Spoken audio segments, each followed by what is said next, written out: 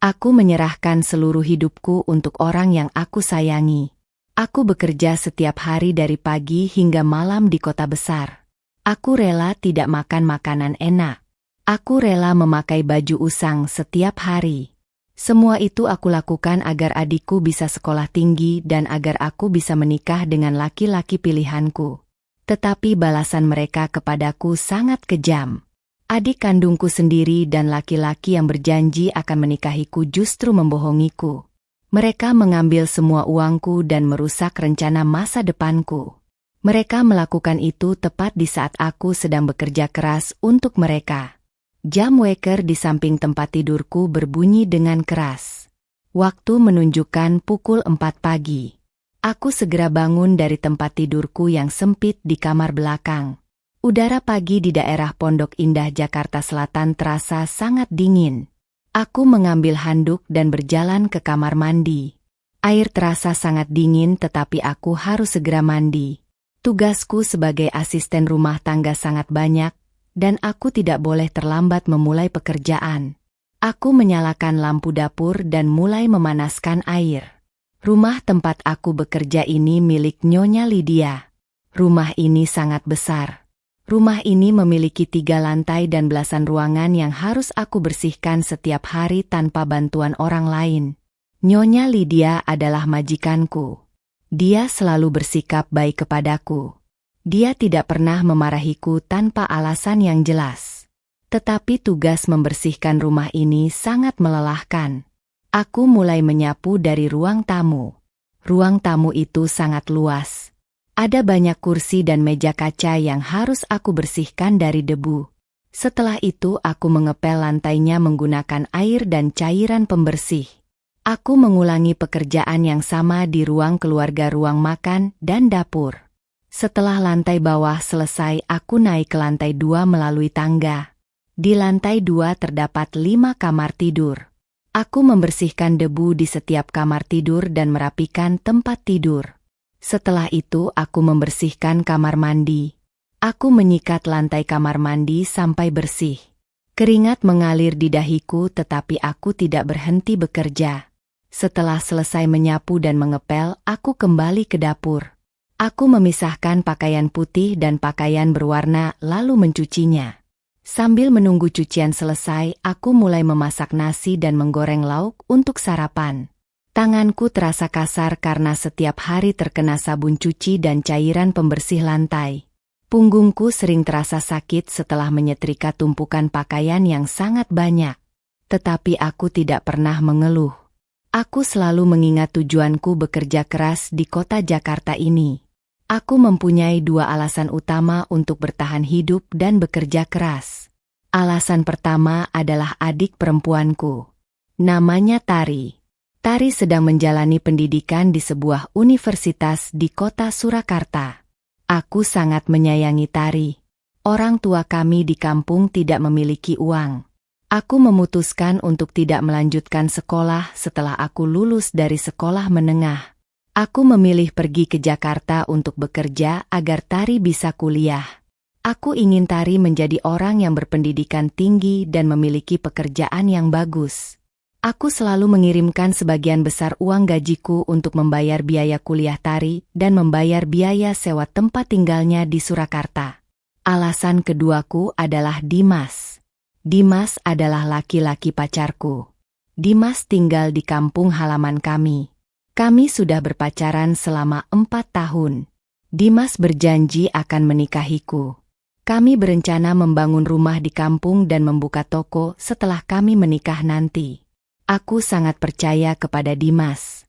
Setiap bulan aku selalu mengirimkan uang gajiku kepada Dimas. Aku menyuruh Dimas untuk menyimpan uang itu sebagai tabungan pernikahan kami. Aku hanya mengambil uang Rp200.000 dari gajiku untuk keperluanku sendiri di Jakarta. Uang Rp200.000 sangat kecil untuk biaya makan dan kebutuhan sehari-hari di Jakarta. Tetapi aku tidak peduli dengan diriku sendiri. Aku jarang membeli baju baru. Aku selalu memakai baju lama. Aku membeli sabun mandi dan sampo yang paling murah. Aku membatasi pengeluaranku agar uang untuk adikku dan pacarku tidak berkurang. Hari ini adalah hari gajian. Setelah aku selesai menyapu halaman depan rumah, Nyonya Lydia memanggilku ke ruang tengah. Nyonya Lydia memberikan sebuah amplop berwarna coklat kepadaku. Nyonya Lydia tersenyum dan mengucapkan terima kasih atas pekerjaanku bulan ini. Aku mengucapkan syukur alhamdulillah di dalam hatiku. Aku menerima amplop itu dengan perasaan sangat senang. Setelah seluruh pekerjaanku selesai pada malam hari, aku segera pergi berjalan kaki ke bank yang ada di dekat jalan raya. Aku menyetorkan semua uang tunai itu ke dalam mesin rekening tabunganku. Setelah uang masuk ke rekening, aku segera menekan tombol di mesin itu untuk melakukan transfer. Aku mentransfer uang sebesar 2 juta rupiah ke rekening Tari.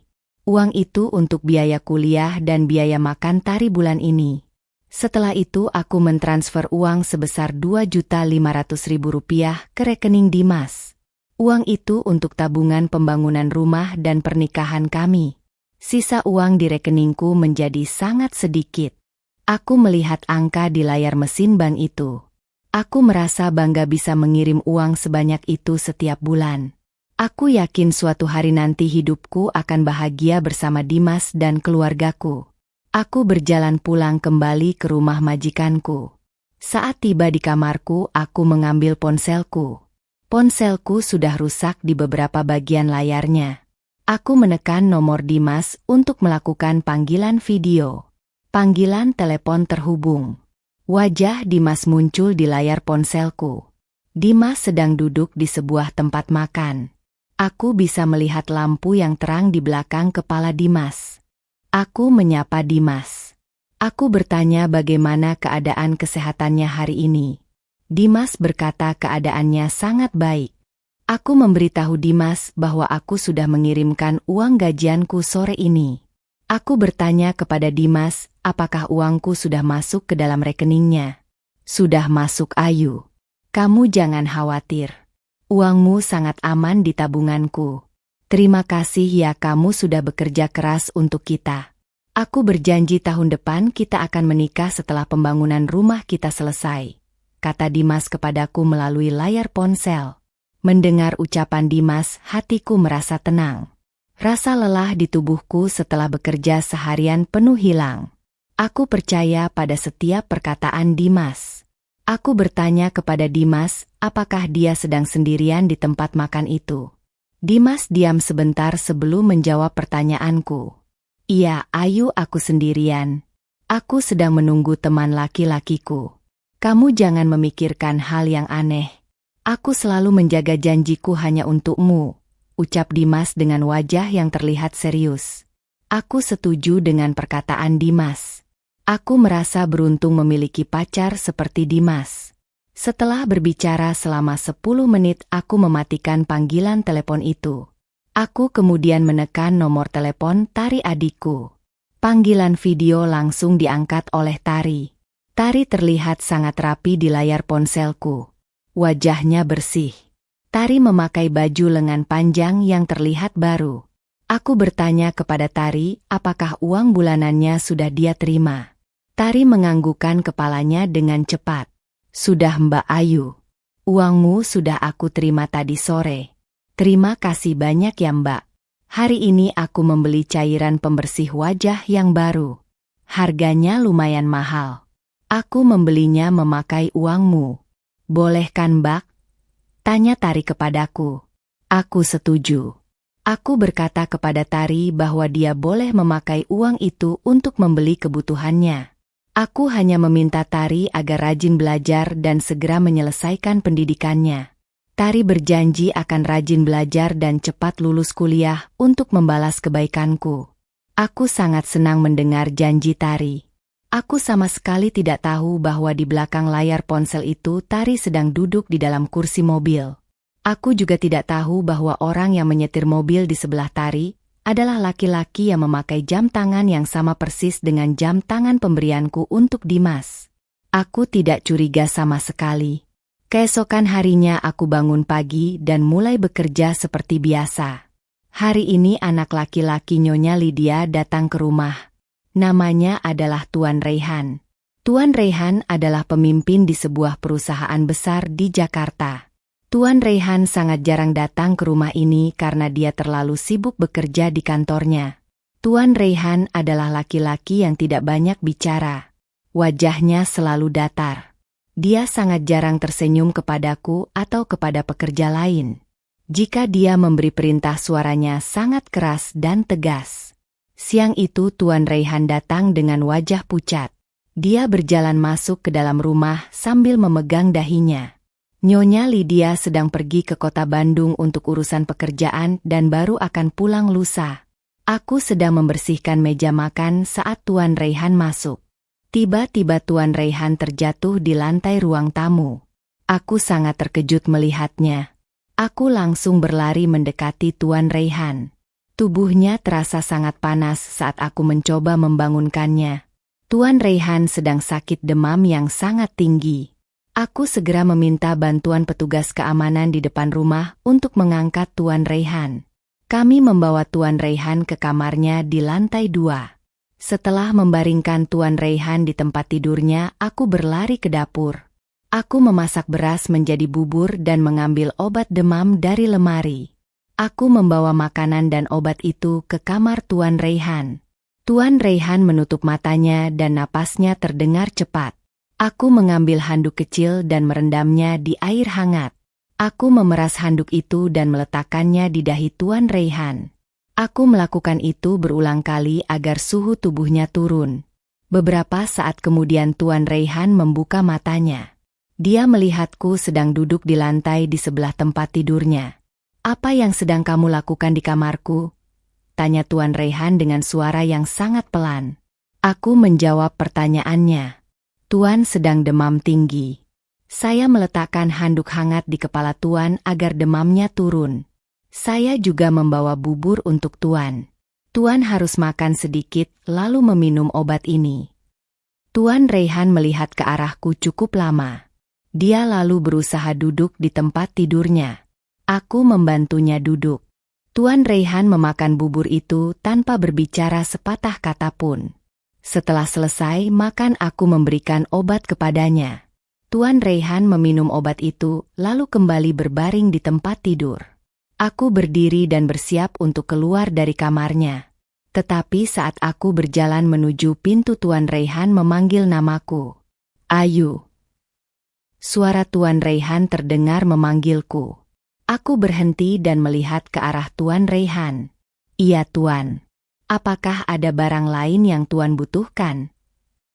"Terima kasih atas bantuanmu. Kamu boleh keluar dan kembali bekerja," ucap Tuan Raihan kepadaku. Aku mengangguk lalu berjalan keluar dari kamarnya. Sepanjang sore itu aku terus memeriksa kondisi Tuan Raihan. Menjelang malam hari suhu tubuhnya sudah kembali normal. Aku merasa tenang. Aku kembali ke kamarku dan tidur. Aku mengira kehidupanku akan terus berjalan lancar seperti ini. Aku sama sekali tidak tahu bahwa sebuah kejadian buruk akan segera datang kepadaku. Kejadian buruk yang akan membuatku menangis dan merubah seluruh jalan hidupku di masa depan. Aku terus berdoa kepada Allah agar pekerjaanku selalu lancar, dan agar Allah selalu menjaga Dimas dan Tari di kampung halaman. Beberapa hari setelah kejadian Tuan Raihan sakit demam tinggi, suasana di rumah Nyonya Lydia berjalan seperti biasa. Aku tetap bangun pagi dan membersihkan seluruh ruangan dari lantai bawah sampai lantai atas. Tetapi ada satu hal yang berubah di dalam rumah ini. Tuan Raihan mulai bersikap sedikit berbeda kepadaku. Tuan Raihan memang masih jarang berbicara dan wajahnya tetap sangat datar saat melihatku. Tetapi Tuan Raihan sering membawa kotak makanan mewah saat dia pulang dari kantornya. Suatu malam Tuan Raihan pulang sangat larut. Aku sedang membersihkan meja dapur saat dia masuk melalui pintu belakang rumah. Tuan Raihan meletakkan sebuah kotak makanan berukuran besar di atas meja makan. Kotak itu memiliki logo rumah makan daging yang sangat mahal di Jakarta. "Ayu, makanan ini tersisa sangat banyak setelah rapat di kantorku. Teman-temanku tidak mau membawanya pulang. Kamu ambil saja makanan ini untuk makan malam. Aku tidak suka membuang makanan secara sembarangan. kata Tuan Reihan kepadaku sambil berjalan menuju tangga untuk naik ke kamarnya. Aku melihat kotak makanan itu di atas meja. Isinya adalah daging sapi panggang dan sayuran yang masih sangat panas dan segar. Aku tahu makanan ini sama sekali belum disentuh oleh siapapun. Kotak ini tertutup rapat dan pembungkusnya sangat rapi. Aku merasa sangat heran di dalam hatiku. Ini sudah ketiga kalinya dalam 1 minggu ini Tuan Reihan membawa makanan mahal dengan alasan makanan sisa rapat. Aku sangat bersyukur. Aku mengucapkan terima kasih kepada Tuan Reihan dari bawah tangga. Karena makanan pemberian Tuan Reihan, aku bisa menghemat uang belanjaku. Uang itu bisa aku kumpulkan untuk menambah jumlah tabungan pernikahanku dengan Dimas. Hari ini adalah tanggal 15. Hari ini adalah hari ulang tahunku. Aku berulang tahun yang ke-24. Sejak pagi hari aku merasa sangat bersemangat. Aku menunggu ucapan selamat ulang tahun dari orang-orang yang aku sayangi. Aku terus membawa ponselku di dalam saku celana saat aku sedang menyapu dan mengepel lantai kamar mandi. Aku menunggu telepon dari Dimas pacarku. Aku juga menunggu pesan dari Tari adik kandungku. Waktu terus berjalan sampai sore hari. Ponselku akhirnya berdering dengan keras. Aku melihat nama Dimas di layar ponselku. Aku merasa sangat senang. Aku segera mengangkat telepon dari Dimas. Halo Dimas, apakah kamu ingat hari ini hari apa? Tanyaku dengan nada suara yang sangat gembira. Di seberang telepon suara Dimas terdengar sangat sibuk dan berisik. Halo Ayu, hari ini hari Rabu kan? Aku sedang sangat repot hari ini Ayu. Tukang bangunan di kampung meminta uang tambahan untuk membeli pasir dan semen. Harga bahan bangunan di Klaten sedang naik tajam. Apakah kamu memiliki uang tambahan untuk dikirimkan kepadaku hari ini? Tabungan kita di bank tidak cukup untuk membayar gaji tukang minggu ini. Senyum di wajahku langsung hilang saat itu juga. Hatiku terasa sangat sakit. Dimas sama sekali tidak mengingat hari ulang tahunku. Dia menghubungiku hanya untuk meminta uang tambahan dariku. Tetapi aku segera membuang pikiran buruk itu dari kepalaku. Aku memaklumi keadaan Dimas. Dimas sedang mengurus proses pembangunan rumah masa depan kami berdua. Tentu saja Dimas sangat sibuk dan merasa sangat lelah. Aku ada sedikit uang simpanan Dimas. Nanti malam aku akan berjalan pergi ke mesin bank untuk mentransfer uang itu kepadamu. Kamu jangan bekerja terlalu keras ya, kataku kepada Dimas dengan suara yang berusaha aku buat senormal mungkin. Terima kasih Ayu. Kamu memang calon istri yang paling baik. Uangmu pasti akan sangat berguna untuk bangunan rumah kita nanti. Aku harus pergi dulu Ayu. Tukang bangunan sudah memanggilku berulang kali. Ucap Dimas dengan cepat lalu dia langsung mematikan sambungan telepon kami. Aku meletakkan ponselku di atas kasur dengan perasaan yang sangat sedih. Aku berharap Tari akan menelponku dan mengingat hari kelahiranku. Tetapi sampai malam hari tiba, Tari sama sekali tidak menghubungiku. Saat aku mencoba menelpon Tari, panggilan teleponku tidak dijawab olehnya. Tari hanya mengirimkan pesan singkat kepadaku. Pesan itu berisi kalimat bahwa dia sedang sibuk mengerjakan tugas kampus bersama teman-temannya di Surakarta. Aku menghela napas panjang. Aku merasa sangat kesepian di kota Jakarta ini. Aku bekerja keras setiap hari untuk keluarga dan pacarku, tetapi mereka bahkan tidak mengingat hari kelahiranku. Tiba-tiba Nyonya Lydia memanggil namaku dari ruang keluarga.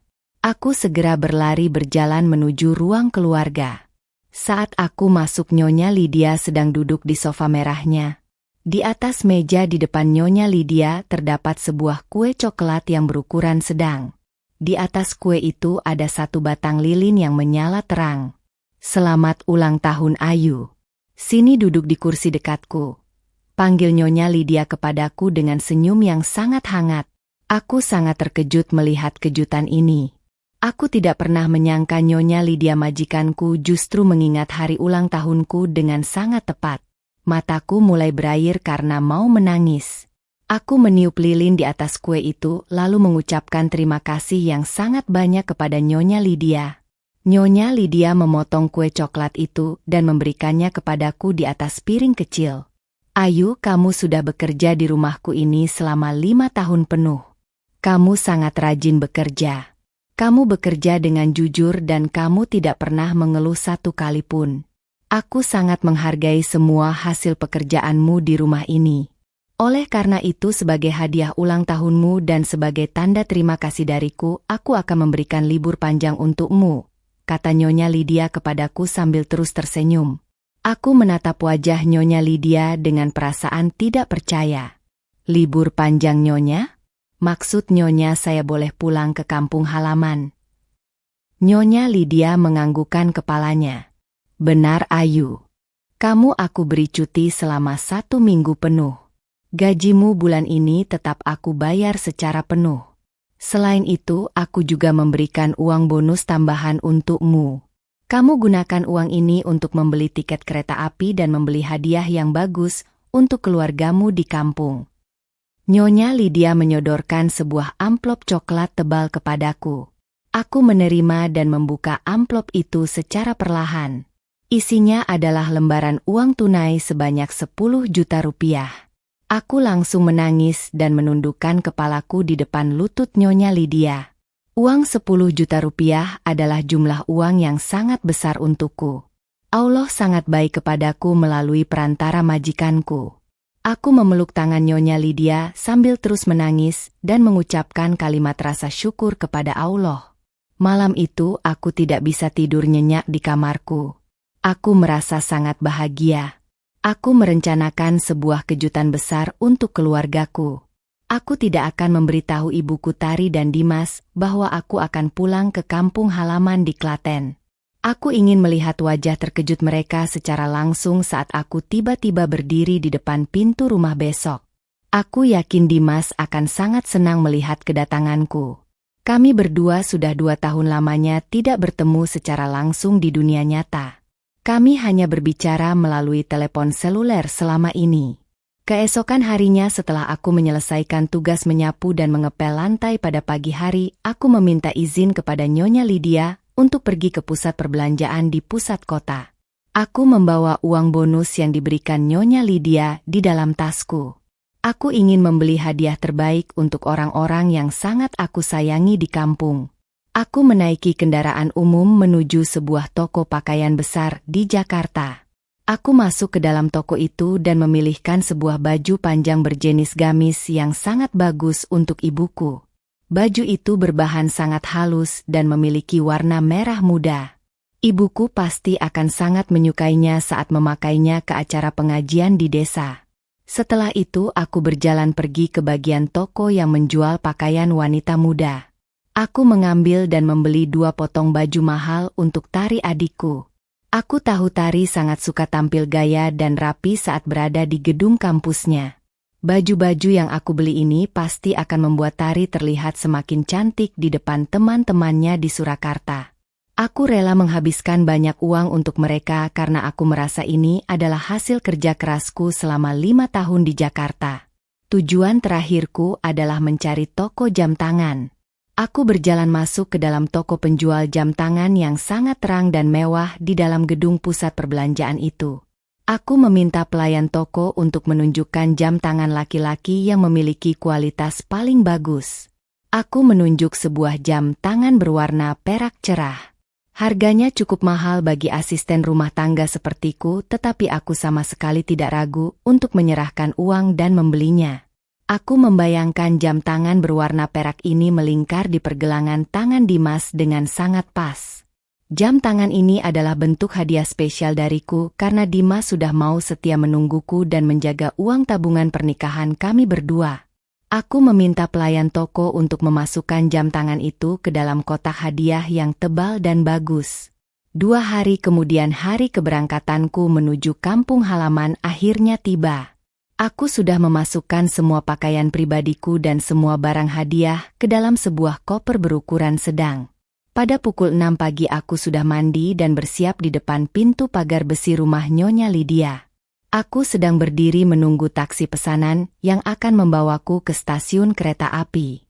Saat aku sedang berdiri di luar pagar jalanan, sebuah mobil hitam besar keluar dari dalam garasi rumah. Kaca mobil bagian depan terbuka.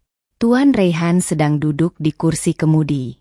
Dia melihatku berdiri di sana, lalu dia menghentikan mobilnya tepat di depan kakiku. Tuan Raihan menatap koper berwarna hitam yang ada di sebelah kananku. "Kamu mau pergi kemana pada waktu pagi-pagi begini, Ayu? Koper yang kamu bawa terlihat sangat berat," tanya Tuan Raihan dari dalam mobilnya dengan suara keras. "Saya mau pulang ke kampung halaman saya di Klaten, Tuan Raihan. Nyonya Lydia memberikan saya cuti libur selama 1 minggu. Saya sedang berdiri menunggu taksi untuk pergi ke stasiun kereta," jawabku dengan nada sopan kepada majikanku. Tuan Raihan mematikan mesin mobilnya. "Masuklah ke dalam kursi belakang mobilku. Aku akan mengantarkanmu ke stasiun kereta sekarang juga." Mencari taksi pada jam sibuk seperti ini sangat sulit di Jakarta. Kamu bisa terlambat naik kereta jika terus berdiri di situ. Aku merasa sangat segan dan merasa takut merepotkan majikanku sendiri. Aku menolak tawaran Tuan Raihan dengan cara yang halus. "Tidak perlu repot-repot, Tuan Raihan. Saya sudah memesan taksi melalui telepon sejak tadi malam. Sebentar lagi taksinya pasti datang menjemput saya. Saya sangat berterima kasih atas kebaikan Tuan. Saya tidak pantas menumpang mobil mewah milik Tuan untuk pergi ke stasiun." Tuan Raihan menatap mataku dengan tajam. Wajah datarnya terlihat sedikit kesal dan marah karena aku menolak tawarannya dengan cepat. "Terserah kamu saja, Ayu. Hati-hati di jalan raya nanti. Jaga semua barang bawaanmu. Jangan terlalu mudah percaya kepada orang lain saat kamu sedang bepergian jauh sendirian." Tuan Raihan langsung menutup kaca mobilnya dan menjalankan mesin mobilnya menjauh dari rumah. Aku melihat bagian belakang mobil hitam itu bergerak pergi sampai tidak terlihat lagi di ujung jalan. Aku mengingat pesan terakhir Tuan Raihan di dalam kepalaku. Aku harus berhati-hati menjaga barang bawaanku. Di dalam koperku ini terdapat barang-barang mahal yang akan aku berikan untuk keluargaku dan pacarku. 10 menit kemudian taksi pesananku akhirnya datang. Sopir taksi membantuku memasukkan koper ke dalam bagasi mobil dan aku duduk di kursi belakang. Taksi mulai bergerak cepat menuju stasiun kereta. Aku memandang jalan raya kota Jakarta dari kaca jendela mobil. Hatiku berdebar sangat kencang menahan rasa gembira. Aku terus membayangkan perjalanan pulang yang sangat menyenangkan. Aku membayangkan ibu yang akan memelukku sambil menangis bahagia di depan rumah. Aku membayangkan wajah sangat gembira Tari saat dia menerima baju-baju mahal dariku. Dan hal yang paling penting adalah aku selalu membayangkan pelukan sangat hangat dari Dimas pacarku yang sudah aku rindukan. Di dalam kereta api aku mencari kursi tempat dudukku sesuai dengan nomor yang tercetak di kertas tiket. Aku duduk diam di kursi dekat jendela kaca. Kereta api mulai berjalan dengan kecepatan sangat pelan lalu lama-kelamaan melaju semakin cepat.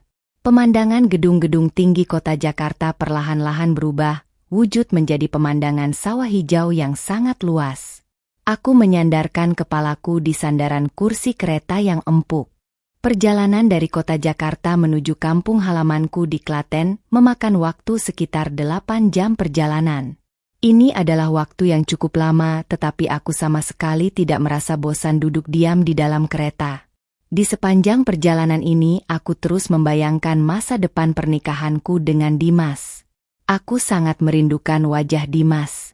4 tahun berpacaran dengan Dimas bukanlah waktu yang singkat bagi seorang perempuan sepertiku.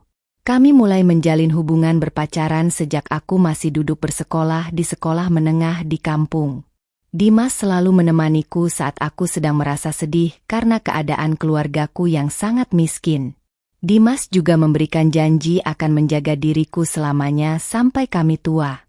Itulah alasan kuat yang membuat aku sangat mempercayai Dimas 100% untuk memegang uang tabungan kami di bank. Aku selalu memaksa diriku bekerja jauh lebih keras agar uang untuk pembangunan rumah kami cepat terkumpul lunas. Aku ingin memiliki rumah lantai bersih dan dinding tembok yang sangat bagus. Rumah yang nyaman di mana aku dan Dimas bisa hidup bahagia membesarkan keluarga sampai kami menjadi tua. Aku sengaja tidak membalas pesan teks dari Dimas dan Tari sejak hari kemarin sore. Aku juga sudah mematikan daya ponselku sejak tadi malam, agar mereka berdua tidak bisa melacak letak keberadaanku saat ini. Rencana kejutan kedatanganku ini harus berhasil berjalan dengan sempurna tanpa ada kebocoran rahasia. Aku sama sekali tidak memiliki perasaan firasat buruk apapun di dalam hatiku saat memandang pemandangan sawah di luar jendela kereta. Aku tidak tahu bahwa sebuah kejadian yang sangat buruk dan mengerikan sudah menunggu diriku di rumah halamanku. Kejadian yang akan membuatku menangis histeris dengan keras dan menghancurkan semua rencana masa depanku dalam hitungan 1 detik.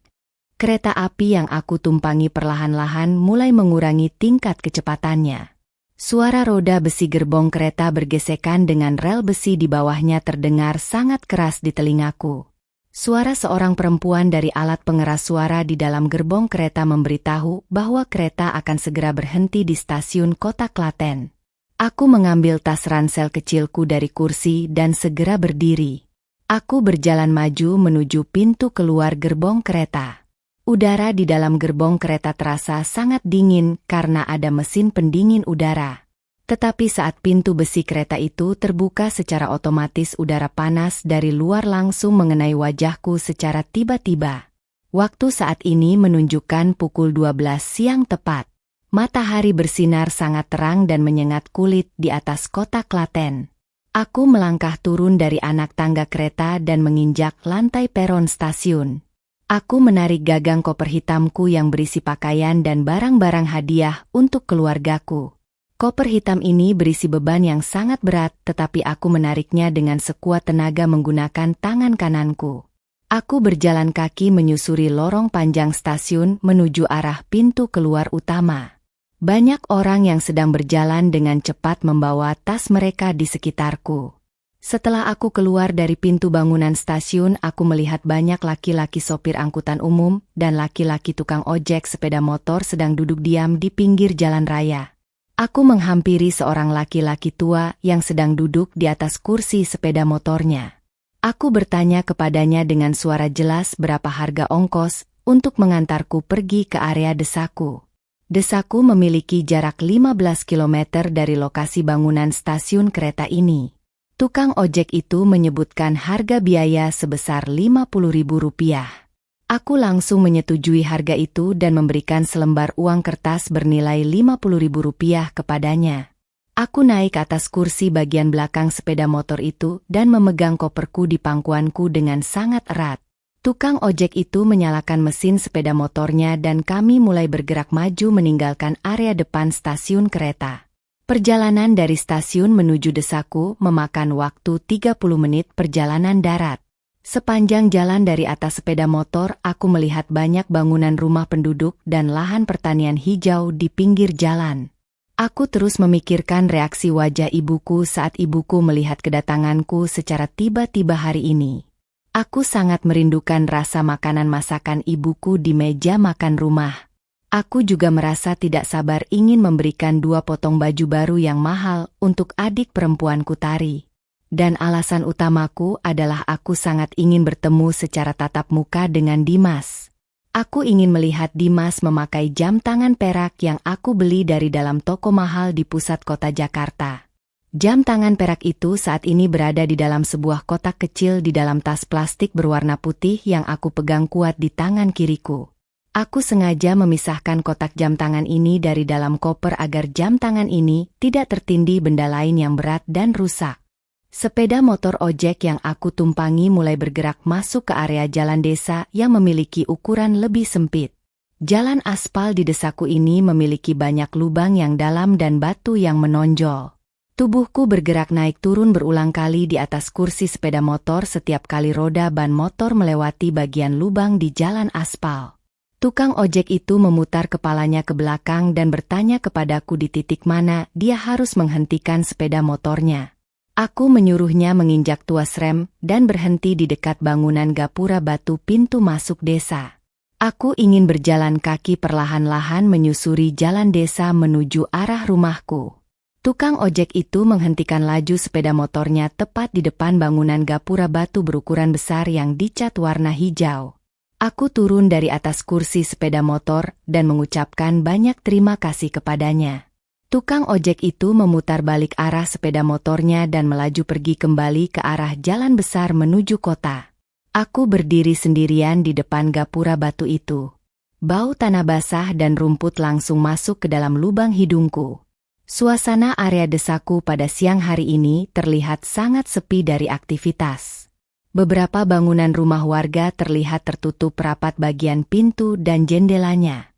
Aku mulai menarik gagang koper hitamku dan berjalan kaki lurus menuju lokasi rumahku. Suara dua roda koperku yang menyentuh jalan aspal berlubang terdengar sangat berisik dan keras. Aku melangkah sangat pelan karena koper ini sangat berat untuk aku tarik menggunakan satu tangan. Saat aku berjalan melewati rumah-rumah tetanggaku, aku melihat beberapa orang sedang duduk diam di atas kursi kayu di bagian depan rumah mereka. Aku merubah raut wajahku menjadi tersenyum kepada mereka dan menganggukkan kepalaku ke arah bawah sebagai bentuk salam kesopanan. Tetapi reaksi wajah dan tubuh mereka sangat aneh untuk dilihat. Mereka menatap wajahku dengan ukuran mata terbuka sangat lebar. Mereka sama sekali tidak membalas senyumanku dengan senyuman juga. Mereka justru menolehkan kepala mereka dengan cepat, dan saling berbisik-bisik pelan dengan orang di sebelah mereka sambil jari mereka menunjuk ke arahku. Aku merasa heran di dalam pikiranku melihat tingkah laku tetanggaku.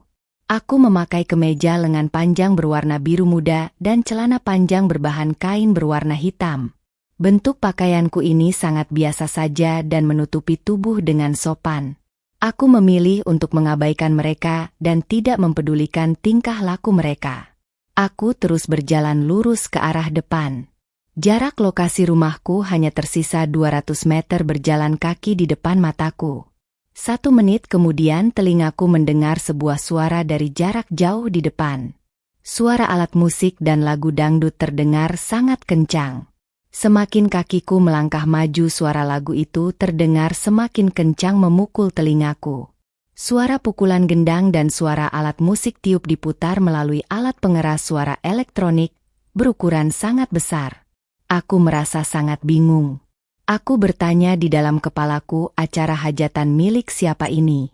Dari hasil percakapan telepon dengan ibuku bulan lalu, ibuku mengatakan dengan jelas tidak ada tetangga di dekat rumah kami yang akan membuat acara kumpul-kumpul besar dalam waktu bulan ini. Aku terus melangkah maju tanpa mengurangi kecepatanku. Tanganku basah oleh air keringat saat memegang gagang plastik koper. Aku harus berjalan melewati satu tikungan jalan lagi ke arah kiri, untuk bisa melihat bentuk halaman depan rumahku secara langsung. Saat ujung sepatuku berbelok ke arah kiri, aku menghentikan seluruh gerakan langkah kakiku dengan sangat mendadak. Mataku menatap lurus ke arah jalan tanah, masuk menuju area halaman rumahku. Di sebelah kiri dan sebelah kanan jalan tanah masuk itu berdiri 2 buah batang bambu hijau panjang yang dibuat melengkung di bagian ujung atasnya. Batang bambu itu dihiasi dengan banyak daun kelapa muda berwarna kuning yang dipotong-potong. Di wilayah tempat tinggalku, batang bambu dengan daun kelapa kuning ini memiliki fungsi sebagai tanda khusus untuk orang yang melihatnya. Tanda itu memiliki arti pasti bahwa ada sebuah acara pernikahan resmi yang sedang berlangsung pada hari itu.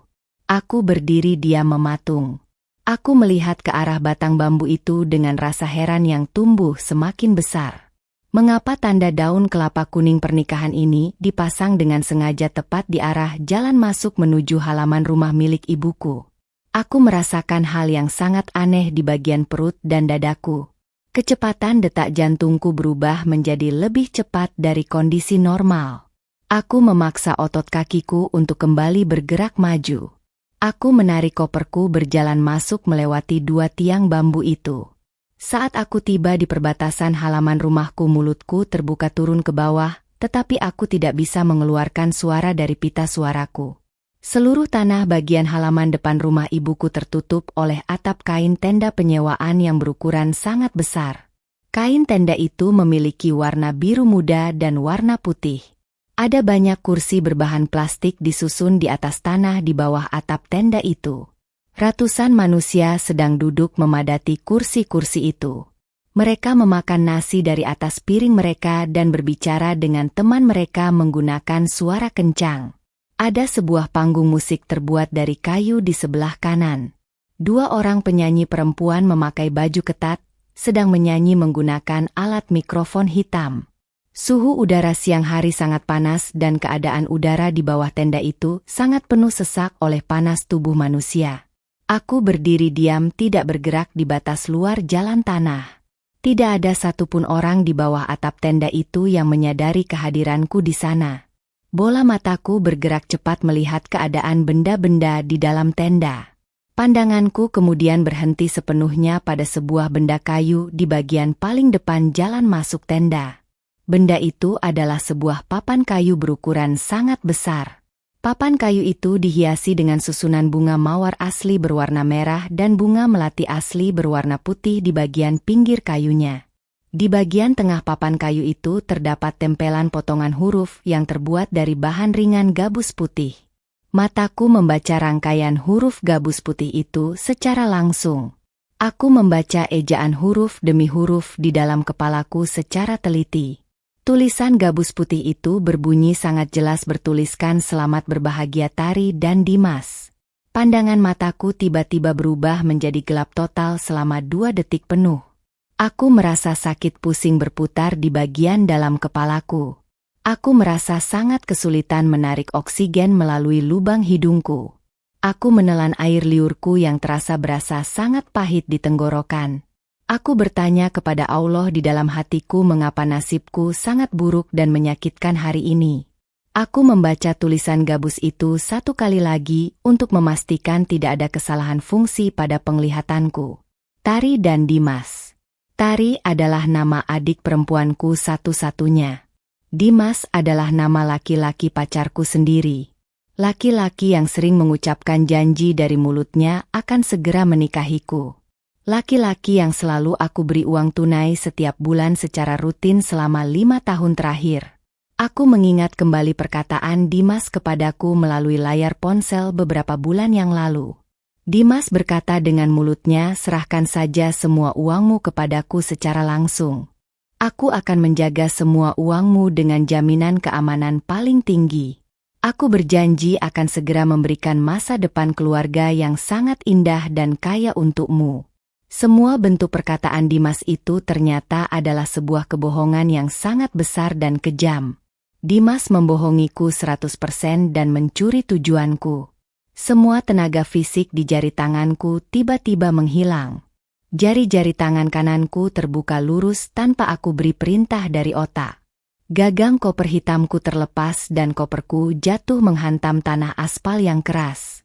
Benturan itu menimbulkan suara yang keras. Tas plastik putih di tangan kiriku juga ikut terlepas dari kulit telapak tanganku. Tas plastik itu jatuh ke atas aspal panas. Kotak jam tangan di bagian dalamnya membentur permukaan jalan. Telingaku dengan jelas mendengar suara kaca pecah dan retak dari dalam kotak jam tangan perak itu. Kaca pelindung jam tangan itu langsung rusak total. Aku sama sekali tidak menundukkan badanku untuk mengambil barang-barang bawaanku yang jatuh di tanah. Mataku menatap lurus menembus kerumunan tamu ke arah ujung tenda bagian dalam yang paling jauh.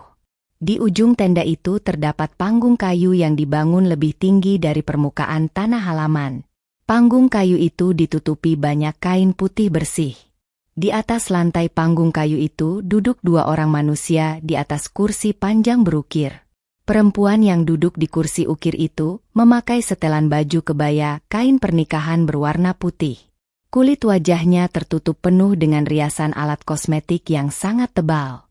Ada sebuah perhiasan mahkota kecil dari logam di atas rambut kepalanya. Perempuan yang sedang tersenyum itu adalah Tari adikku. Adik yang tagihan biaya pendidikannya selalu aku bayar tepat waktu menggunakan uang hasil gajiku mencuci pakaian kotor majikan. Adik yang aku beri banyak uang untuk membeli produk cairan pembersih wajah yang sangat mahal dari toko. Tepat di sebelah kiri Tari ada duduk seorang laki-laki. Laki-laki itu memakai pakaian baju jas putih dan kain bawah bermotif garis batik.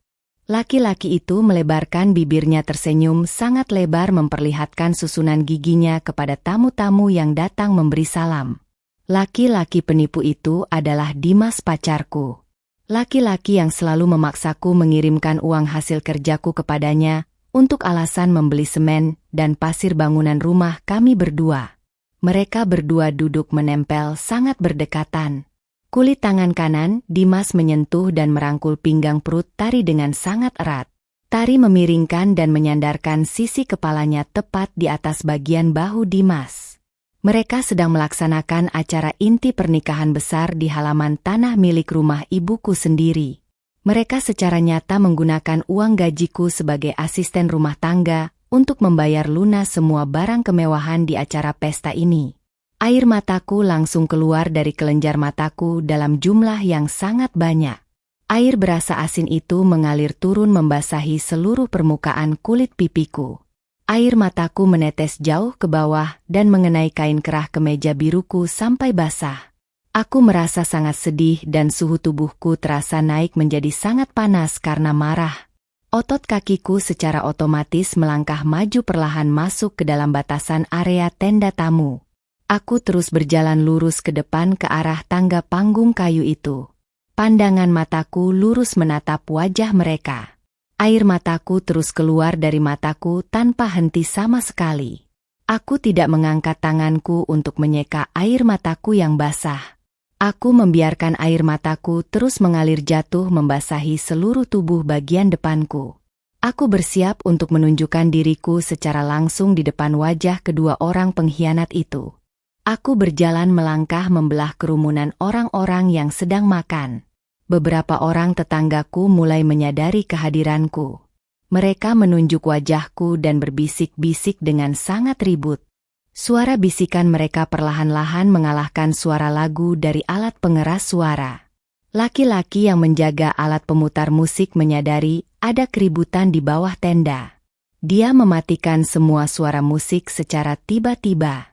Keadaan di bawah tenda biru itu menjadi sangat sunyi. Hanya ada suara langkah sepatuku yang bergesekan dengan permukaan tanah. Aku berhenti tepat di depan anak tangga panggung kayu itu. Dimas dan Tari sedang melihat ke arah bawah. Mata Dimas terbuka sangat lebar. Wajah Dimas berubah menjadi sangat pucat seperti warna kertas putih. Tari menutup mulutnya menggunakan kedua telapak tangannya. Mereka berdua terlihat sangat terkejut melihat bentuk fisikku berdiri secara nyata di depan mata mereka. Tiba-tiba seorang perempuan tua berjalan dengan cepat dari arah samping panggung. Perempuan tua itu memakai baju kebaya berwarna coklat tua. Dia adalah ibuku sendiri. Ibuku melihat wajahku yang sudah basah oleh banyak air mata. Ibuku langsung menjatuhkan kedua lututnya ke atas tanah tepat di depan ujung sepatuku. Ibuku memegang kedua kakiku dengan tangan kanannya dan tangan kirinya. Ibuku menangis dengan suara yang sangat keras. Maafkan ibumu ini Ayu. Ibumu ini sangat bodoh dan tidak berdaya. Tari sudah hamil mengandung bayi di dalam perutnya. Bayi itu adalah anak kandung Dimas. Ibu terpaksa merestui mereka berdua untuk segera menikah hari ini juga. Ibu sangat malu jika tetangga desa mengetahui Tari hamil sebelum memiliki suami resmi. Maafkan Ibu Ayu, kata ibuku sambil terus menangis dan menundukkan kepalanya di atas sepatuku. Mendengar ucapan ibuku perutku terasa seperti ditusuk oleh benda yang sangat tajam. Adik perempuanku sendiri hamil di luar ikatan pernikahan dengan laki-laki pacarku. Mereka melakukan perbuatan kotor itu saat aku sedang bekerja memeras keringat mencuci lantai kotor di kota Jakarta. Semua uang yang aku transfer dari bank aku niatkan untuk biaya pendidikan tinggi Tari di kota Surakarta dan untuk biaya pembangunan rumah masa depanku di desa Delanggu, Klaten. Tetapi mereka menggunakan uang kerjasku itu untuk menyewa pakaian mewah dan membayar makanan pesta untuk menutupi perbuatan buruk mereka. Aku melepaskan pegangan tangan ibuku dari kakiku. Aku menaiki 3 anak tangga panggung kayu itu dengan gerakan sangat cepat. Aku berdiri tepat di depan tubuh Dimas. Dimas mencoba berdiri dari kursi kayunya. Belum sempat Dimas membuka mulutnya untuk berbicara, aku mengangkat tangan kananku tinggi-tinggi ke udara. Aku mengayunkan telapak tangan kananku dengan seluruh tenaga yang aku miliki. Telapak tanganku mendarat tepat di kulit pipi kiri Dimas dengan sangat keras. Suara tamparanku terdengar sangat kencang menggema di seluruh area bawah tenda itu. Kepala Dimas terlempar ke arah kanan karena pukulan tanganku. Kamu laki-laki penipu yang sangat jahat, Dimas. Kamu terus meminta uang gajiku setiap bulan. Kamu berjanji akan menikahiku. Kamu mengatakan uang itu untuk membeli bahan bangunan rumah kita. Ternyata kamu menggunakan semua uang hasil kerjaku untuk bersenang-senang dengan adik kandungku sendiri. Kamu menghancurkan kepercayaanku secara total. Teriakku tepat di depan wajah Dimas dengan suara yang sangat serak karena menangis. Dimas memegang pipi kirinya yang berubah warna menjadi merah. Raut wajah Dimas berubah menjadi sangat marah dan menakutkan. Dia membalas tatapan mataku dengan pandangan yang sangat merendahkan. Dimas tidak terlihat merasa bersalah sama sekali. Sadarlah pada posisi dirimu sendiri, Ayu. Kamu itu hanya seorang perempuan pembantu yang tidak lulus sekolah tinggi. Kamu membersihkan kotoran milik orang lain setiap hari. Sedangkan Tari sebentar lagi akan menjadi sarjana dari universitas negeri.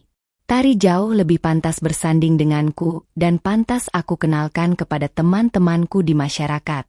Uangmu yang kamu kirimkan itu aku anggap sebagai uang bayaran karena aku sudah membuang waktuku untuk menunggumu selama bertahun-tahun, kata Dimas dengan suara keras dan sangat kejam. Setiap kata-kata yang keluar dari mulut, Dimas menghantam dadaku dengan sangat keras. Dia menghina pekerjaanku yang halal secara terang-terangan di depan semua tamu undangan. Dia menginjak-injak harga diriku di depan ratusan mata yang sedang menonton kami. Tari, adik kandung yang paling aku sayangi, kemudian ikut berdiri dari kursinya. Bukannya meminta maaf, Tari justru menyilangkan kedua tangannya di depan dada dengan sikap yang sangat sombong. Tari tersenyum melihat wajahku yang hancur. Mbak Ayu, ikhlaskan saja Dimas untukku ya. Mbak Ayu sendiri kan yang selalu berbicara kepadaku melalui telepon seluler bahwa kebahagiaan Tari adalah hal yang paling penting untuk Mbak Ayu. Anggap saja suami ini adalah hadiah terakhir darimu untuk adikmu tersayang. Lagi pula baju kotor yang Mbak Ayu pakai saat ini sangat merusak pemandangan pesta mewahku. Lebih baik Mbak Ayu pergi dari sini sekarang juga, ucap Tari tanpa memiliki rasa kasihan sedikit pun kepadaku. Kakiku terasa sangat lemas dan tidak memiliki tulang lagi. Aku mundur 2 langkah ke belakang. Aku menatap bergantian wajah 3 orang anggota keluargaku yang paling aku percayai di dunia ini. Ibuku yang hanya bisa diam menangis tanpa membelaku sama sekali. Dimas yang rakus terhadap uang dan sangat merendahkan diriku.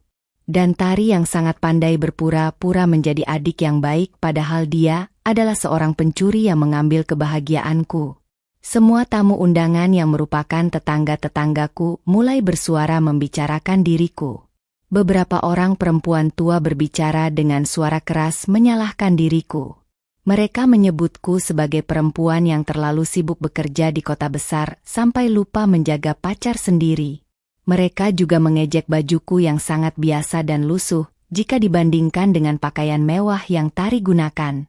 Tidak ada satupun manusia di tempat itu yang berpihak kepadaku.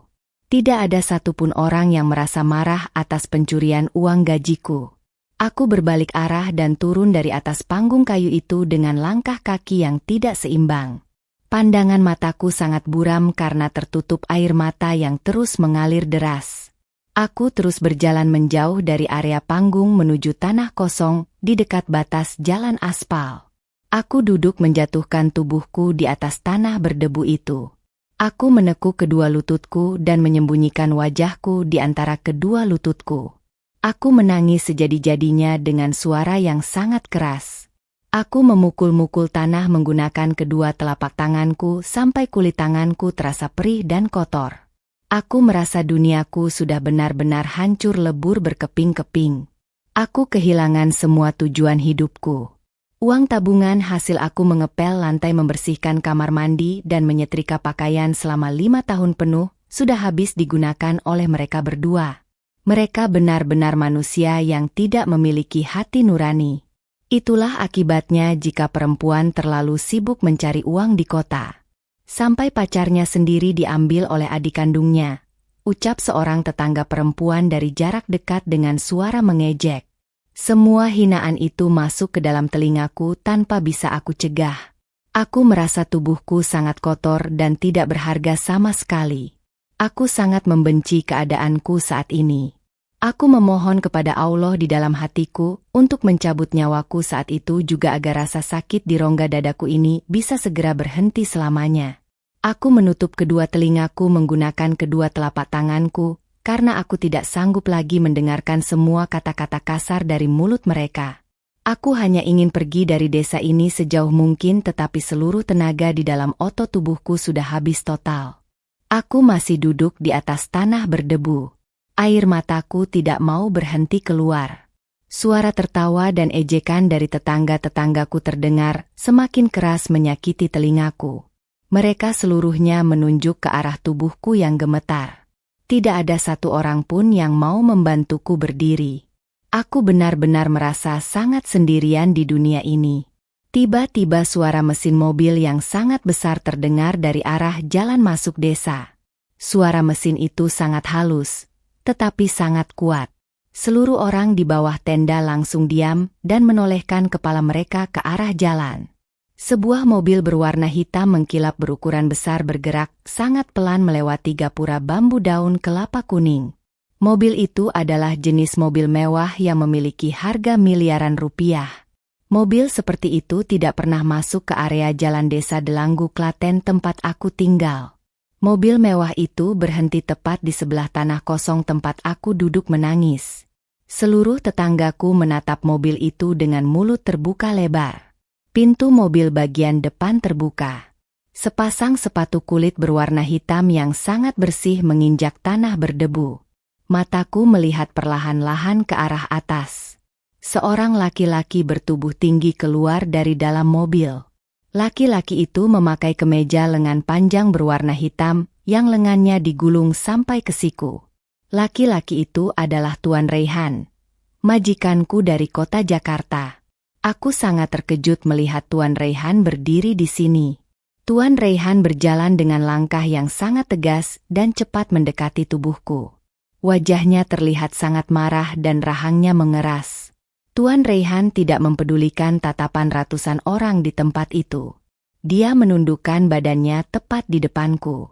Tuan Raihan melepaskan kain jas mahal berwarna abu-abu dari tangannya, lalu memakaikan jas itu menutupi bahuku yang sedang bergetar kedinginan karena keringat dan air mata. Bangunlah Ayu. Jangan merendahkan dirimu dengan duduk di atas tanah kotor ini, kata Tuan Raihan dengan suara yang sangat berat dan tegas. Tuan Raihan memegang kedua bahuku dan menarik tubuhku dengan kuat agar aku berdiri. Tangannya terasa sangat hangat. Tuan Raihan kemudian memutar tubuhnya dan menatap lurus ke arah panggung kayu tempat Dimas dan Tari berdiri. Dimas dan Tari turun dari panggung dan berjalan mendekati kami.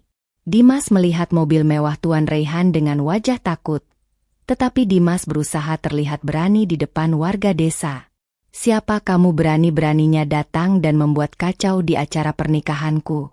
Apakah kamu teman laki-laki dari perempuan tidak waras ini? Teriak Dimas sambil menunjuk wajah Tuan Raihan menggunakan jari telunjuk tangan kanannya.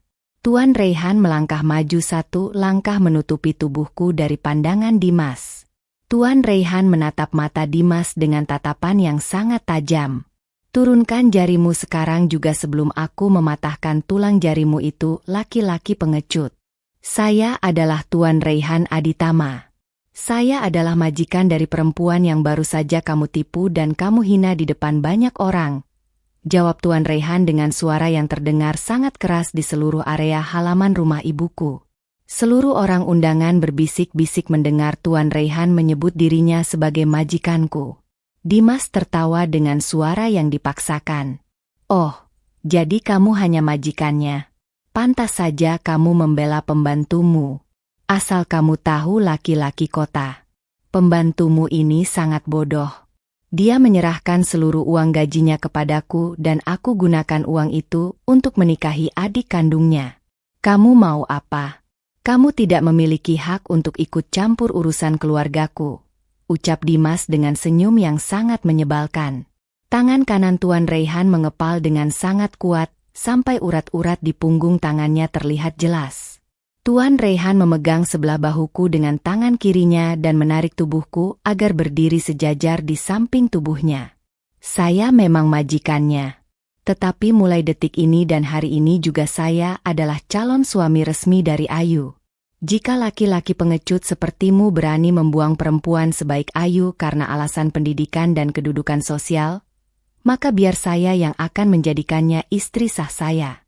Saya akan memberikan kehidupan yang jauh lebih mewah dan terhormat untuk Ayu dibandingkan kehidupan miskin yang kamu tawarkan, ucap Tuan Raihan dengan nada suara yang sangat lantang. Tari, adikku, membelalakan matanya mendengar ucapan Tuan Raihan. Tari melihat mobil mewah, pakaian mahal, dan wajah Tuan Raihan yang sangat tampan secara bergantian. Wajah Tari berubah menjadi sangat menyesal. Mbak Ayu, apakah ini benar? Apakah laki-laki kaya raya ini calon suamimu? Kenapa Mbak Ayu tidak pernah bercerita kepadaku? Tanya Tari dengan nada suara yang bergetar. Aku hanya diam tidak mampu menjawab pertanyaan Tari. Tuan Raihan yang menjawab pertanyaan Tari dengan tatapan yang sangat dingin. Jangan memanggil dia dengan sebutan kakak. Kamu tidak pantas menyebut kata itu dari mulut kotormu. Kamu adalah adik pencuri yang merampas hasil keringat kakakku sendiri. Kalian berdua adalah dua orang penipu yang sangat menjijikkan, kata Tuan Raihan kepada Tari dan Dimas secara bersamaan. Tuan Raihan kemudian merogoh saku celananya dan mengeluarkan sebuah telepon seluler berukuran besar. Tuan Raihan menekan beberapa tombol di layar teleponnya. Tuan Raihan berbicara dengan seseorang di ujung telepon. Kirimkan tim pengacara perusahaan ke Desa Delanggu, Klaten sekarang juga. Saya ingin melaporkan dua orang bernama Dimas dan Tari atas tuduhan penipuan uang dan penggelapan dana selama 5 tahun penuh. Kumpulkan seluruh bukti transfer uang dari rekening atas nama Ayu ke rekening mereka berdua. Saya ingin mereka berdua masuk ke dalam penjara malam ini juga. Perintah Tuan Raihan dengan suara yang sangat dingin lalu mematikan sambungan teleponnya. Mendengar kata penjara dan pengacara, tubuh Dimas langsung bergetar sangat hebat. Dimas memundurkan langkah kakinya dengan wajah yang dipenuhi ketakutan. Ibuku yang sejak tadi duduk menangis di tanah langsung berdiri dan berlari mendekati kami. Ibuku mencoba memegang tangan Tuan Raihan, tetapi Tuan Raihan menarik tangannya dengan cepat agar tidak disentuh oleh ibuku. Tuan, saya mohon jangan penjarakan anak dan menantu saya. Kasihanilah mereka Tuan, tangis ibuku memohon kepada Tuan Raihan. Tuan Raihan sama sekali tidak peduli dengan tangisan ibuku. Itu bukan urusan saya. Mereka berdua harus membayar seluruh perbuatan jahat mereka di depan hukum peradilan negara. Hukum akan tetap berjalan sesuai aturan yang berlaku. Tuan Raihan kemudian menatap wajahku. Wajah Tuan Raihan berubah menjadi sangat lembut dan tenang saat melihat mataku. Tuan Raihan mengangkat tangan kanannya dan menghapus air mata di kulit pipiku menggunakan ibu jarinya. Ayo kita pulang dari tempat kotor ini, Ayu. Tempatku bukan di lingkungan pembohong seperti ini.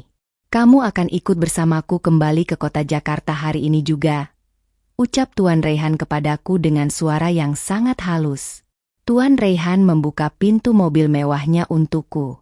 Tuan Raihan menuntun tubuhku masuk dan duduk di atas kursi kulit mobil yang sangat empuk. Setelah aku duduk dengan aman, Tuan Raihan menutup pintu mobil. Tuan Raihan berjalan memutar bagian depan mobil dan masuk ke kursi kemudi. Seluruh orang di halaman rumah itu hanya bisa diam mematung melihat kejadian itu.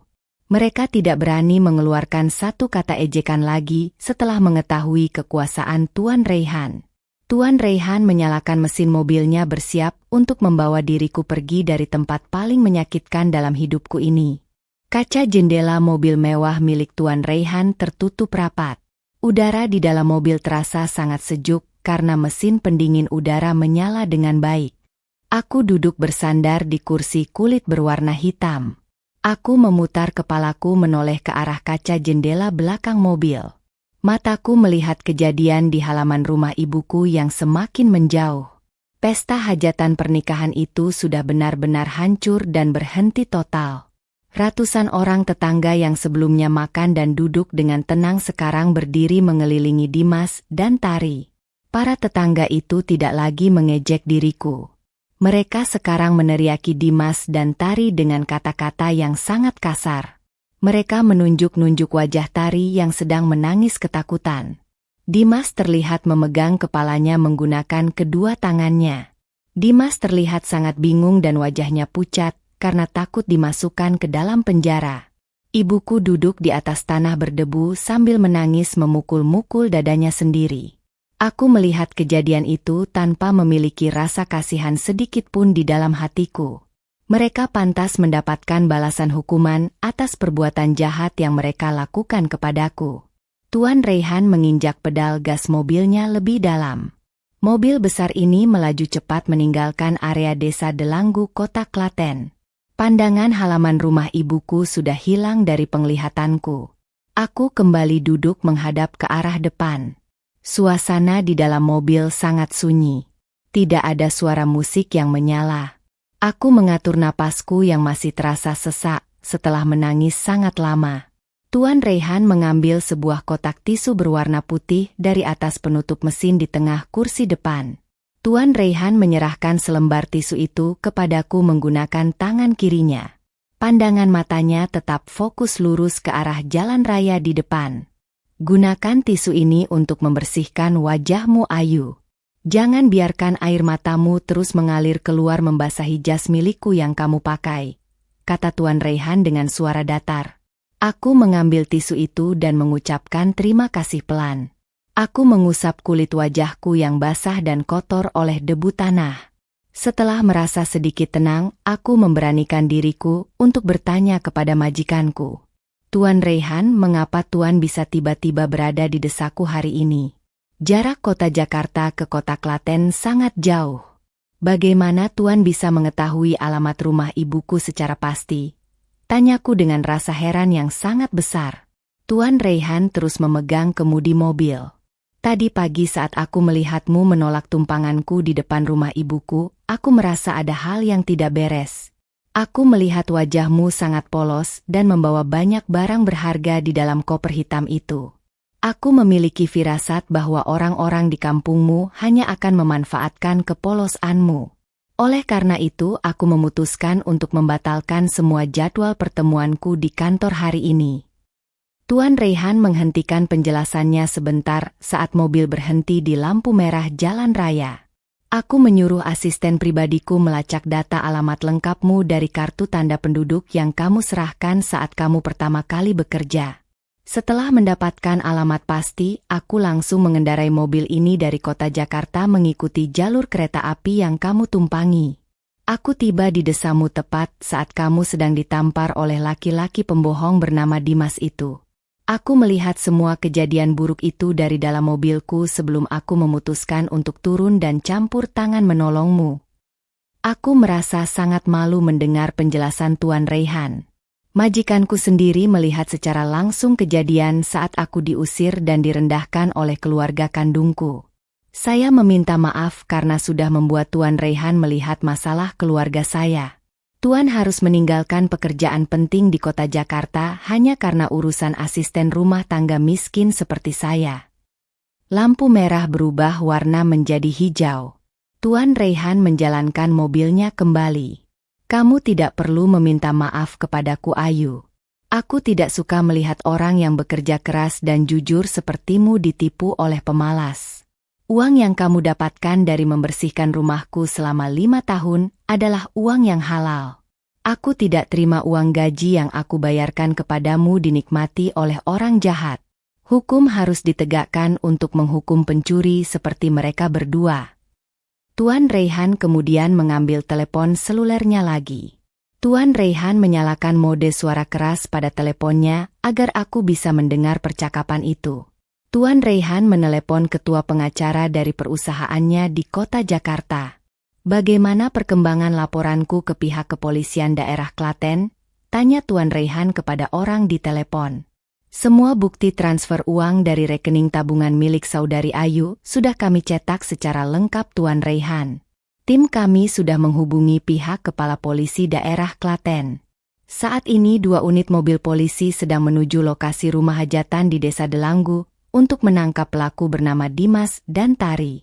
Mereka akan segera ditahan di dalam ruang tahanan kantor polisi malam ini juga dengan bukti penipuan uang ratusan juta rupiah. Jawab suara asisten pengacara dari telepon itu dengan sangat jelas. Tuan Raihan mematikan sambungan telepon itu. Dia menoleh ke arahku selama 2 detik sebelum menatap jalan raya lagi. Kamu dengar sendiri laporannya Ayu. Laki-laki bernama Dimas dan adikmu yang bernama Tari akan tidur di lantai dingin penjara mulai malam ini. Kamu tidak perlu merasa sedih lagi. Allah sudah memberikan hukuman instan kepada orang yang menyakiti dirimu hari ini juga. Mendengar kabar penangkapan itu, aku merasa napasku menjadi sangat lega. Rasa sakit dan berat di dadaku perlahan-lahan berkurang. Aku bersyukur kepada Allah karena telah mengirimkan Tuan Raihan sebagai penyelamatku di waktu yang sangat tepat. Jika Tuan Raihan tidak datang, aku pasti sudah mati kehilangan akal karena tidak kuat menanggung rasa malu di depan warga desa. Perjalanan mobil berlanjut menuju wilayah kota Surakarta. Tuan Raihan berkata bahwa hari sudah terlalu sore untuk langsung melakukan perjalanan jauh kembali ke kota Jakarta. Tuan Raihan memutuskan untuk menyewa kamar di sebuah tempat penginapan hotel besar di pusat kota Surakarta, agar kami bisa beristirahat tidur 1 malam. 1 jam kemudian mobil mewah berwarna hitam ini masuk ke halaman parkir Hotel Bintang 5 yang memiliki bangunan sangat besar. Banyak laki-laki petugas hotel memakai seragam rapi yang berdiri menyambut kedatangan mobil Tuan Raihan. Aku merasa sangat ragu dan takut turun dari mobil. Aku melihat pantulan wajahku di kaca mobil. Kemeja biruku basah oleh air mata dan lecek. Celana panjang kainku sangat kotor terkena noda debu tanah desa. Rambutku juga tidak tersisir dengan lurus. Tuan Raihan, saya merasa tidak pantas berjalan masuk ke dalam bangunan hotel mewah ini. Pakaian saya sangat kotor. Orang-orang di dalam sana pasti akan melihat saya dengan pandangan jijik. Bolehkah saya tidur di dalam mobil ini saja sampai besok pagi datang? Tanyaku kepada Tuan Raihan. Tuan Raihan mematikan mesin mobilnya. Tuan Raihan melepaskan sabuk pengaman dari tubuhnya. Tuan Raihan menatap lurus ke arah mataku dengan ekspresi wajah yang tegas. Ayu, mulai hari ini jangan pernah lagi kamu merendahkan dirimu sendiri di depan orang lain maupun di depanku. Kamu bukan perempuan rendahan. Kamu memiliki nilai yang tinggi. Jika ada tamu yang berani memandangmu dengan jijik di hotel ini, aku akan membeli seluruh bangunan hotel ini dan mengusir mereka semua. Turunlah sekarang bersamaku. Kita akan pergi membeli pakaian baru untukmu di toko pakaian yang ada di dalam bangunan hotel ini. Perkataan Tuan Raihan itu membuat otot tubuhku diam mematung. Aku tidak berani menolak perintah majikanku. Aku membuka pintu mobil dan melangkah turun. Tuan Raihan berjalan lurus di sebelah kananku. Jas berwarna abu-abu milik Tuan Raihan masih menutupi tubuh bagian atasku agar pakaian kotor yang aku pakai tidak terlalu menonjol. Kami berjalan masuk melewati pintu kaca otomatis yang sangat lebar. Udara di lobi hotel ini wangi. Lantai hotel ini terbuat dari batu keramik putih yang sangat bersih, sampai aku bisa melihat bayangan hitam sepatuku di atas lantai. Beberapa tamu hotel menoleh melihat ke arah kami, tetapi pandangan mata Tuan Raihan yang sangat dingin membuat orang-orang itu segera memalingkan wajah mereka kembali. Tuan Raihan membawaku masuk ke sebuah toko pakaian wanita yang berada di lantai 1 hotel. Toko itu menjual pakaian kain buatan penjahit terkenal. Tuan Raihan memerintahkan seorang perempuan penjaga toko untuk memilihkan 3 potong baju tidur dan celana panjang yang cocok untuk ukuran badanku. Tuan Raihan memberikan sebuah kartu bank berwarna hitam kepada penjaga toko itu untuk membayar semua baju-baju mahal itu. Aku ingin mengucapkan penolakan karena harga 1 buah baju di toko ini sama dengan nilai uang gajiku selama 6 bulan bekerja menyapu rumah. Tetapi aku mengingat pesan kemarahan Tuan Raihan sebelumnya di dalam area parkir mobil. Aku memilih untuk menutup rapat mulutku dan menerima semua pemberian Tuan Raihan. Setelah mendapatkan tas kertas berisi baju baru, Tuan Raihan membawaku menuju meja penerima tamu untuk menyewa kamar. Tuan Raihan memesan 2 buah kamar tidur yang memiliki pintu saling terhubung di bagian dinding dalamnya. Saat aku berjalan masuk ke dalam kamar tidurku, aku langsung menjatuhkan tubuhku duduk di atas tempat tidur empuk berwarna putih. Aku kembali menangis. Tetapi kali ini aku menangis bukan karena Dimas atau Tari. Aku mengeluarkan air mata karena aku merasa sangat terharu Allah menggantikan penderitaanku pada siang hari dengan kebaikan yang sangat banyak dari Tuan Raihan pada sore hari. Semua rasa capek dan rasa sakit hati berangsur-angsur menghilang berganti dengan rasa aman.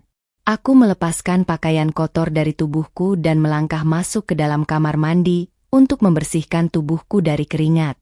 Aku menyiram ujung kepalaku dengan air hangat.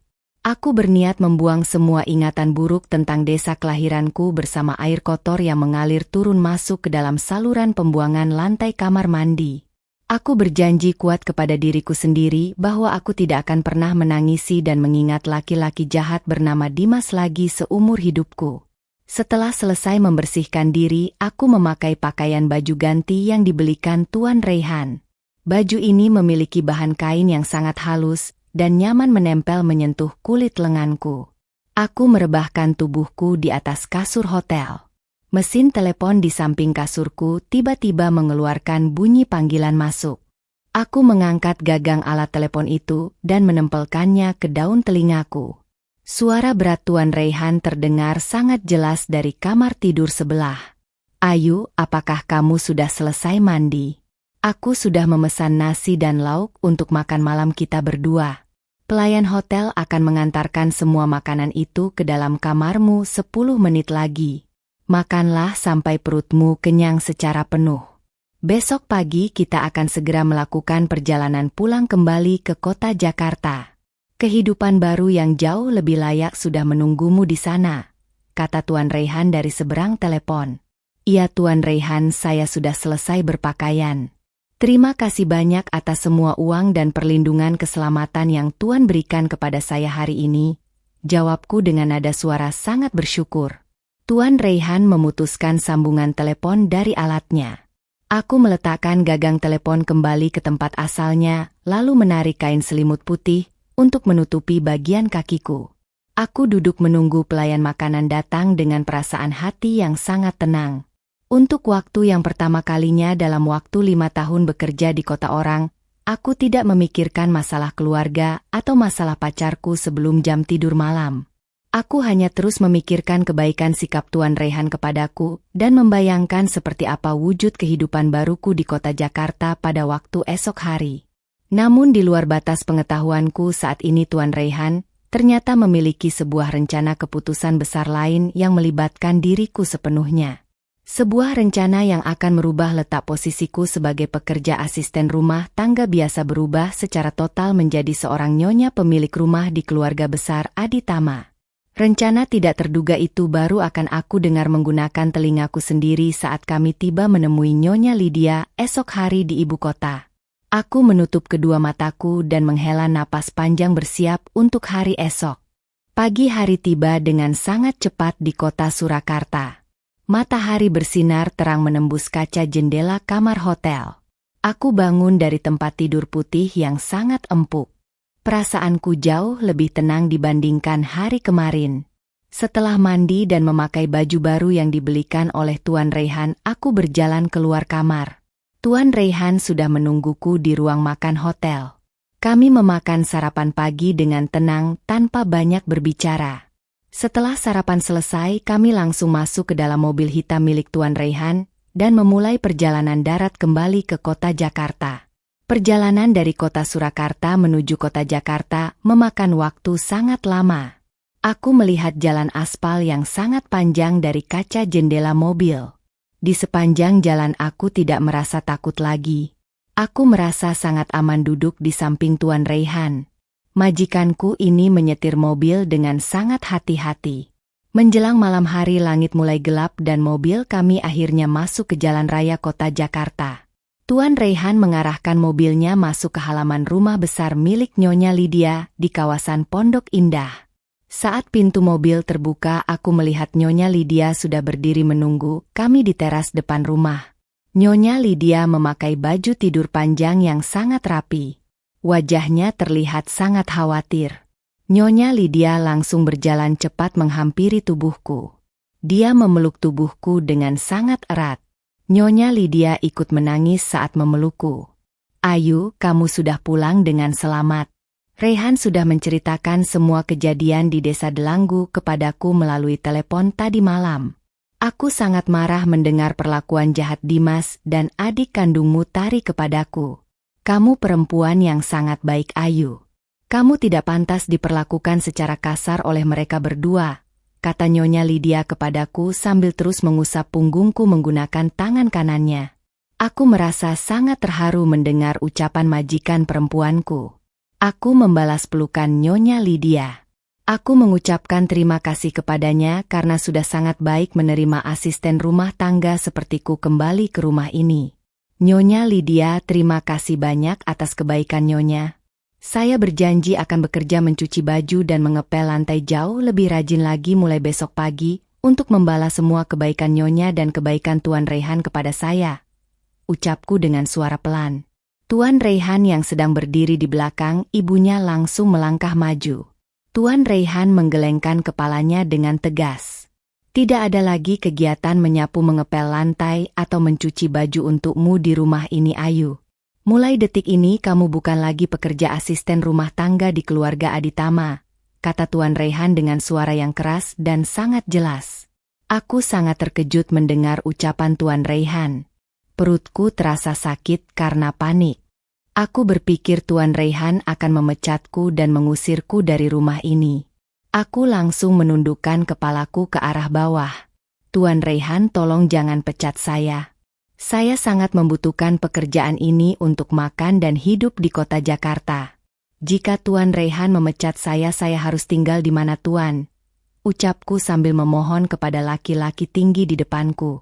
Nyonya Lydia justru tersenyum sangat lebar mendengar ucapanku.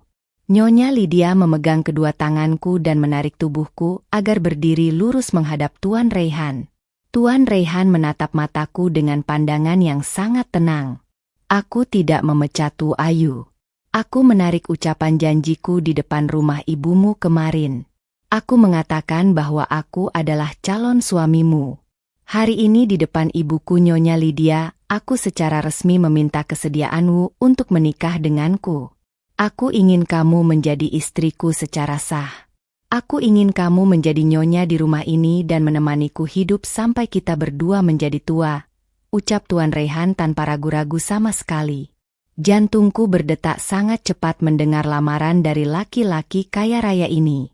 Aku menoleh ke arah Nyonya Lydia untuk mencari kepastian. Nyonya Lydia menganggukkan kepalanya dengan cepat. "Ayu, aku sangat menyetujui rencana Raihan. Sejak awal aku sudah sangat menyukai sifatmu yang rajin dan jujur. Kamu merawat Raihan saat dia sakit demam dengan sangat ikhlas. Aku sangat bahagia jika aku bisa memiliki menantu perempuan sebaik dirimu.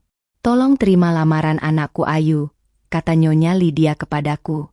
Air mata bahagia kembali keluar dari kelenjar mataku. Aku menatap wajah Tuan Raihan yang sangat tampan. Laki-laki ini sudah menyelamatkanku dari rasa malu dan membawaku keluar dari masalah yang sangat besar. Tuan Raihan tidak pernah menghina kekuranganku. Aku merasa Allah benar-benar menjawab semua kesabaranku dengan hadiah yang sangat besar. Aku menarik napas dan menganggukkan kepalaku di depan Tuan Raihan dan Nyonya Lydia. Alhamdulillah aku menerima lamaran pernikahan itu. 1 bulan kemudian acara pernikahan kami dilaksanakan. Acara ini diadakan di sebuah gedung pertemuan mewah di pusat kota Jakarta. Tidak ada tamu tetangga desa yang datang mengejekku. Semua tamu yang datang adalah rekan-rekan kerja Tuan Raihan dan teman-teman Nyonya Lydia. Mereka semua memakai pakaian yang sangat bagus dan bersikap sangat sopan kepadaku. Tidak ada satupun tamu undangan yang membawa bayi atau menyuruh anak balita berlarian di area gedung. Suasana acara sangat tenang dan sangat tertib. Aku memakai pakaian kain kebaya pengantin berwarna putih terang yang dijahit oleh penjahit terkenal di kota. Kain kebaya ini menempel sangat pas di tubuhku. Wajahku dirias oleh pekerja tata rias mahal sampai aku terlihat sangat cantik.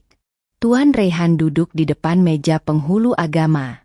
Tuan Raihan menjabat tangan wali nikah yang ditunjuk oleh negara karena ayah kandungku sudah meninggal dunia.